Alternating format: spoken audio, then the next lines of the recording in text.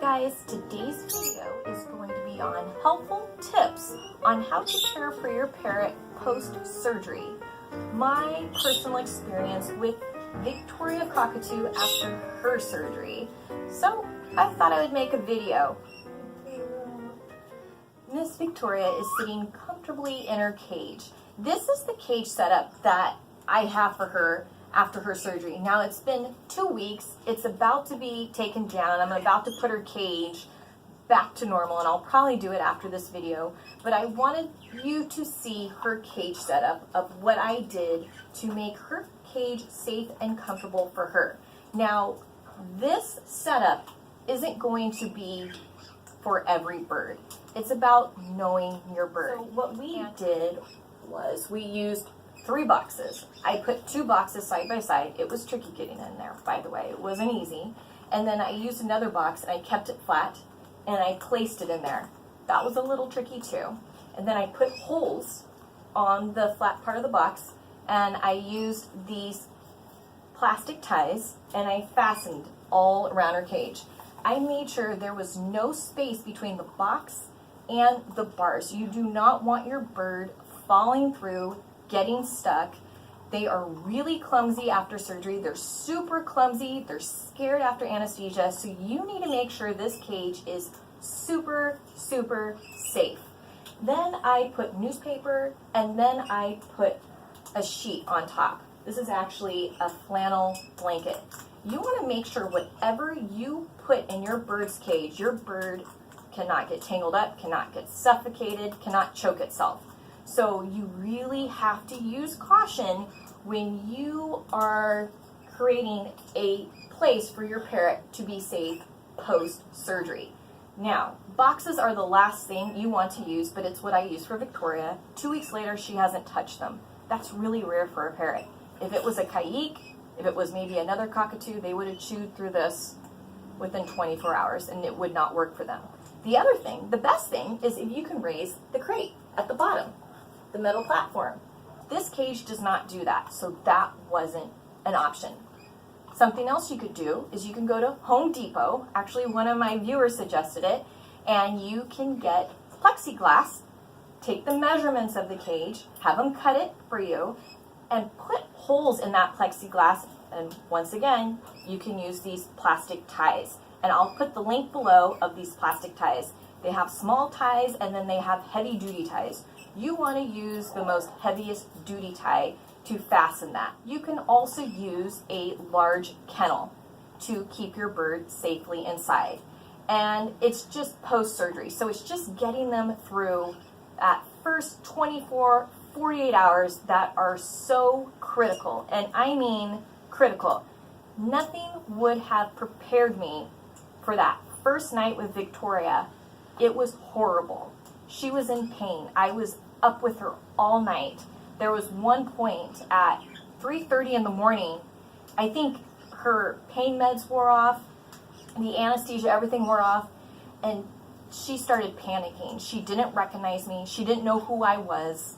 It was really scary, and I'm so glad that I put my sleeping bag right by her cage and I stayed by her side for 4 days.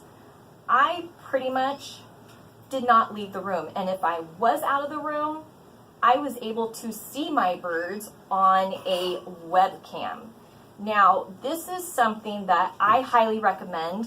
I am going to put the brand below. I love this camera. I bought 2 of them. I got them off of Amazon, $40. They were on sale. I can see my birds on my cell phone. I can talk to my birds on my cell phone. I can hear what my birds are saying about me on my cell phone, so I was able to watch her at all times. Another thing, if you are not able to get a camera, you can use baby monitors. These guys were $20. Now there's a little static. It's not super clear, but you can really hear what's going on in there. And I'm using these now. My kayaks, they think I'm like magical because they can't get away with anything now that I've got this bird room hooked up with cameras and I can hear everything that's going on, especially Miss Baileyana. I am onto her. So these baby monitors are so awesome. I'll put the link below for them. $20, they were the last time I bought them. Super awesome.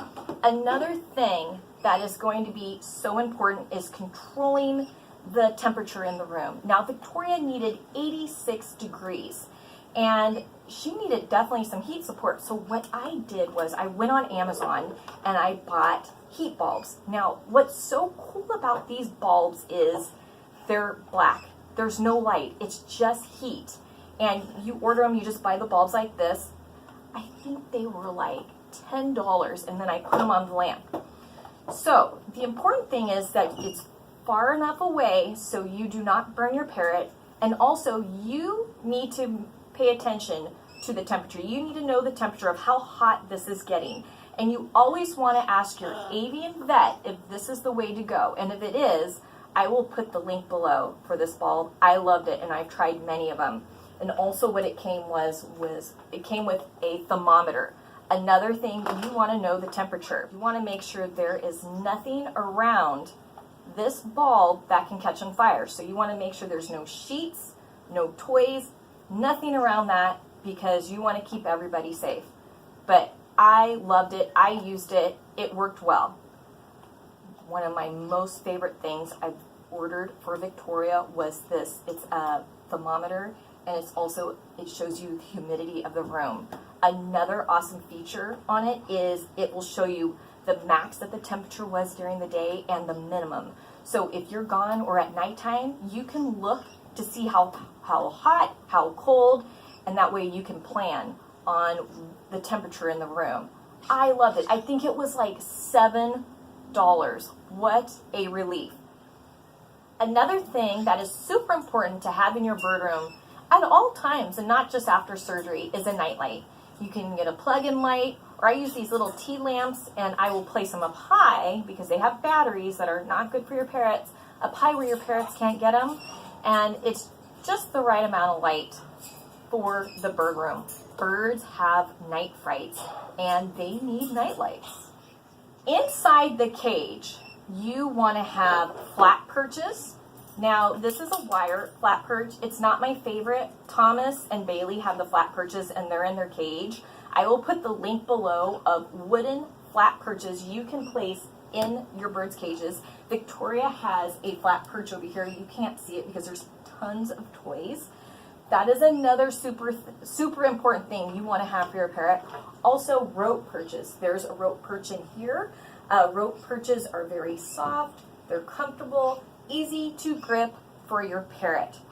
If you don't have access to a rope perch, if you have manzanita perches, another thing you can do, and this is what Victoria's standing on, you can wrap self-adhere Band-Aid tape. So you can just wrap it around and you can change it out every few days. Make sure it doesn't get dirty. You have to keep your parrot's cage, whatever your bird is in, super clean. Just think, they just went through surgery. They're super stressed. Their immune system has just plummeted. So this room, wherever you have your bird, has to be super clean, no germs. And I suggest if you have floors you can mop them before surgery, and do not wear your shoes inside the room where your parrot's going to be. You do not want to trap germs into that room and make your parrot sick. They are going to be super susceptible to everything during this time. The other challenge I had with Victoria was she was an ex-mutilator. And this was something that I was really scared about, how she would react having a big incision underneath her belly. So I stocked up on all kinds of toys that were safe for her, toys that could keep her busy, and boy, did she use them. She was really happy to have them. I also wrapped things up, little nuts after the first 48 hours, little things that she could forage when she was feeling a little bit more active, and I kept her thinking. I kept her busy. I had relaxing music in here. Important thing that you want to do is get a journal. Document what your parrot weighs every day. And I will put the link below for the scale. Oh my goodness, I'm going to be so busy on this description. I think the scale was like $20. I love it. I take Victoria's weight every day and it works amazing. So important. Always write down their weight. Another thing is you want to document what your parrot ate. You want to document what the poops look like. You want to take pictures of your parrot's poop throughout the day. I actually overloaded my cell phone from taking so many pictures, it like froze. It was literally backed up with poop. The important thing about having a journal is for you to have all this information for when you see your veterinarian, you can show them the journal. It is all written down. Now, many of you are probably thinking, I've got a good memory, I'm going to remember. No, you won't. No, you won't. You're going to go crazy. It's like your brain is going to start messing with you. You're not even going to know which way is up or down after caring for a sick parrot. It is an emotional roller coaster. You go up and you go down. You go up and you go down. It is very stressful. Some surgeries are more stressful than others. The surgery Victoria had, it was super stressful, and there were days where I was just barely keeping it together, but I did, because your parrot needs a rock. They need to know that you are in control of the situation and that you are going to take care of them. So the journal is super important. And another thing you want to have in your room, if you have 10 parrots like I do, there's usually 1 or 2 or 3 on medication. So I have a chart and I write down what time, how much, who got what meds on the chart. And that is the way I keep track of everything, because before I had this chart, there were days where I looked at Bailey and I was like, did I give you your medicine? I think I did. Let me smell you. Let me smell your beak. Do I smell that? So you don't want to do that. Learn from my experience. Have a chart. Now, after post-surgery, parrots can be difficult to give meds to. So you want to make it as painless, and you do not want to make it scary. You want them to actually choose to take that med. So many of you have seen in my videos, I love Nutso butter, and it is a peanut-free, organic nut butter. And I will mix the meds into it, into a spoon, and Victoria would actually hold that spoon herself and take her meds. Most parrots after surgery, they're going to have weak stomachs. They're going to feel nauseous. They're not going to feel good. Think about if you've had surgery, how you feel. It's horrible. And then imagine them. They don't know what's going on. I mean, it's not like we can explain to them why they're feeling the way they do. So you want to have food that is going to be easy for them to eat and easy to keep down. So what I did with Victoria was bananas. She loved bananas. So what I was doing was I was making her little parrot pancakes, and I was smashing those bananas, and I was using the Nutso butter, rolling them up like a little taquito, and she was eating it. I was just trying to get calories in her. And once again, always ask your avian veterinarian what is best to feed your parrot after surgery. Another thing you can give your parrot is baby food. Victoria she didn't want it. She was having nothing to do with the baby food. You can also boil, bake, microwave yams, sweet potatoes, mash those up, maybe mash a little bit of broccoli up. You want to avoid nuts. You really want to avoid seed. You really just don't even want to give your parrot seed. You want to avoid nutriberries.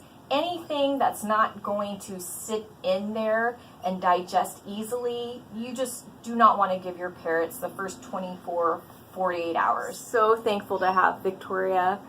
I am so thankful to her veterinarian and everybody who supported us, her, during this really rough time. But she made it, and she's getting stronger every day. I hope you found this video helpful and educational. If you did, please like and subscribe to our channel here at Playhouse. Say goodbye. You're such a good girl. You're such a good girl.